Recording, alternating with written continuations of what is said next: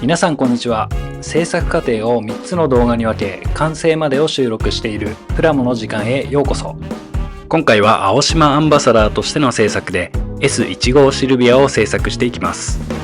キットのモデルはアニメイニシャル D に登場する個体ということで、そのあたりを深掘りしつつ制作を進めていきたいと思います。まずはどんな車なのか調べていきましょう。キットのモデルである7代目 S15 シルビアは今から約20年前の1999年1月に発売開始。前モデルである S14 型で不評だったボディサイズをダウンサイジングして再び5ナンバー枠に戻しての発売となりました。同時にグレードの変更が行われ、13型や14型までの J ズ、Q ズ、K ズから NA はスペック S、ターボはスペック R に。ボディは2ドアクーペのほかコンバーチブルスタイルのバリエッタも展開されました。車高は先代より 10mm 下げられ低重心となり、スポーツ性能を高め、ボンネットも低くスポーツカーファンをくすぐるようなデザイン性に。エンジンは直4 2リッターの SR エンジンで全日本 GT 選手権にも参戦しタイトルを獲得。重量も軽く、特にターボのスペック R はハイパワーで FR ということもあり、スポーツカー好きにはたまらない一台となっています。青島より販売中の S15 シルビアですが、今回のキットはイニシャル D に登場する東京から来た2人が乗るシルビアなモデルとなっています。キットの内容はノーマルベースとなっていて、デカールに東京から来た2人が発したセリフ、ウルトラスーパーレイトブレーキングというセリフが印刷されているほか、純正エアロパーツらしきものも付属しています。青島からは15シルビアですとチューンドカーシリーズで3車種、モデルカーシリーズで1車種が販売されているので、よろしければチェックしてみてください。仮組みをしていて気になった箇所は足回りでしょうか。スプリングギミックがこのキットにも反映されており、車体の浮き沈みを体感できるのは非常に嬉しく、車の仕組みを深く知るきっかけになり得ると思いました。スプリングはバネの強度が強いせいか、組み上げる際はロッドが一体となったパーツを先に取り付けてからサスを組み込むなどコツが必要かと思います。前後バンパーは別パーツとなっていて、そのバンパーにシャシーが組み込まれる形。シャシーを挟み込む力が前後バンパーに集約されてしまうので、ボディへの固定はしっかり行いたいところ。各パーツの組み立てやすさはラックプラにも通じる箇所が見られました。全体像としてはホイールが少し大きいと感じましたので、ここは 3D 出力でカスタムしつつ、原作そのままのフルノーマルなスペック R だと少し寂しいので、ボディカラーをガラッと変更し、ライトチューンなスペック R として完成を目指していきたいと思います。まずは筋彫りを行っていきます。使用しているツールはタミヤ製の筋彫り調光ブレードで、刃は 0.15mm と 0.2mm を使い分けています。用途としては 0.15mm の刃は全体的な仕様、0.2mm の刃はドアやボンネットなどの開閉部分に使用しています。リアルな完成度を追求するにあたり、ボディのパーツそれぞれに対し筋を入れておかないと、塗装を重ねた時に溝が塗料で埋もれてしまい、シャープさが欠けてしまうので、しっかり丁寧に彫っていきます。といっても筋を深くしすぎると不自然なシルエットになってしまったり、パーツが貫通し割れてしまう場合もありますので、あくまでも軽いタッチでそれぞれ3から5往復を目安に、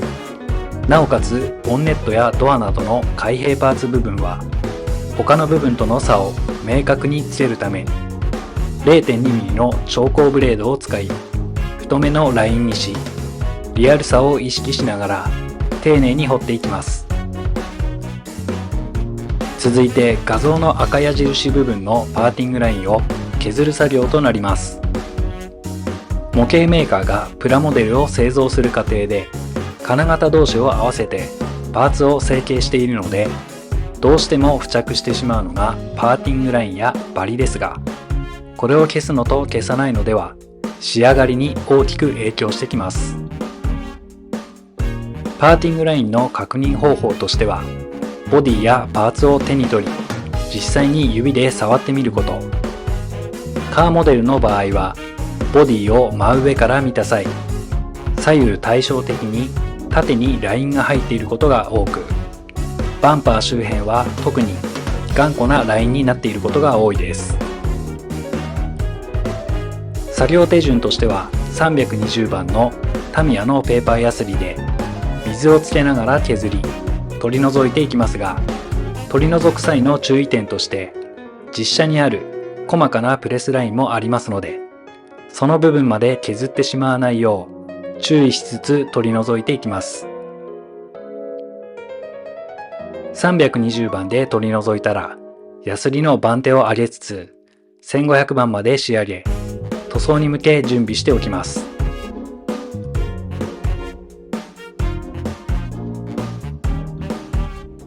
次にドアの開閉加工その1です。今回は完成後もインテリアをじっくり見たいので、ドアを開閉加工していきます。サーフェイサーを拭く前にドアを切り取っていきます。まずはドアの形状に沿って調光ブレードで筋を入れていきます。裏面にその筋が透ける、もしくは少し穴が開いてきたところでストップし、反対側を攻めていきます。ボディの強度を保ちつつ作業を進行です。切り離しができたら、パーツ接合部が荒れていますので、デザインナイフでバリ取りをし、ペーパーヤスリで鳴らし、塗装に備えておきます。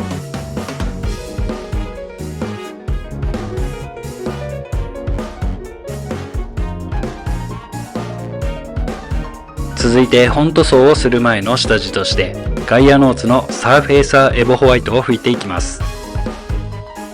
この下地処理は深いツヤのある仕上がりを目標とするのであれば必須作業。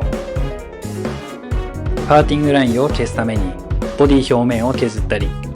少なからずペーパーヤスリの跡が残った場合は必ずサーフェイサーを拭いて、本塗装の前に各パーツの表面を滑らかにしておくことが大事です。いかに下地処理の段階で滑らかな表面を作り上げることができるかということが重要かと思いますし、何より下地の段階から滑らかな表面を意識しておくと、後の表面仕上げの工程で凹凸が少なく仕上がるので、表面仕上げの作業時間を短縮でき、結果的には効率が上がります。吹き付け途中にホコリなどが付着した場合は焦らず乾燥を待ち、ペーパーヤスリで取り除いてから再度吹き捨てます。サーフェイサーを吹き、パーティングラインや傷も消えて綺麗な表面になったことを確認し、次の作業に移っていきますが、今回はここまで。次回はインテリア完成までをお届けする予定です。ご視聴いただきありがとうございました。